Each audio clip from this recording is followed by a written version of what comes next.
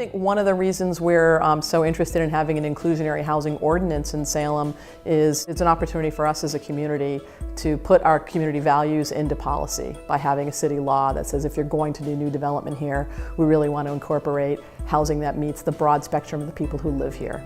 We really like the idea of inclusionary zoning in Salem, and frankly we'd like to see it in every community in the region. And really what inclusionary zoning is it's a requirement that when a market building is getting developed, let's just say a normal 100-unit apartment building or any size, 20 units, that a certain percentage of those units have to have price points that are at different income levels. So it's a way of ensuring that there, as the tide lifts, as it were, right, as market development is being made, that there'll be opportunity and access for different people who do different kinds of jobs, and that we're not just building housing for people that are earning more than $100,000 a year, but that we're also building housing inside those structures for our teachers and our restaurant workers and people that take care of the landscaping. And tend the bar and serve the coffee and all different kinds of folks. The challenges of building affordable housing are several. One is the cost of land and the availability of land. As a city that's 8 square miles, we're fairly dense and fairly built out.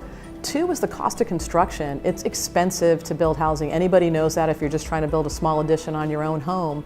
Those numbers multiply when you're talking about a ground-up construction. The cost of the permits, the cost of the land, of insurance, all of that gets passed on to the buyer. The longer the project takes to build, the more costly it is, which is why we're seeing all of these prices astronomically high. You know, if you take a look at the Salem market year over year for residential sales, we went up 7% year over year. 7% on an average sale price in Salem.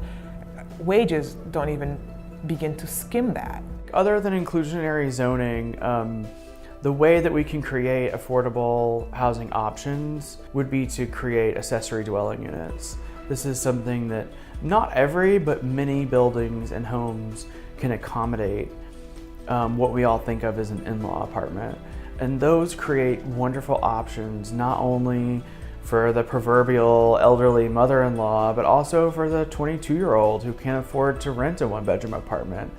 Other than inclusionary zoning and creating accessory dwelling units, some of the great ways that we could create a meaningful supply of more affordable housing is to think creatively about where we could build more affordable housing.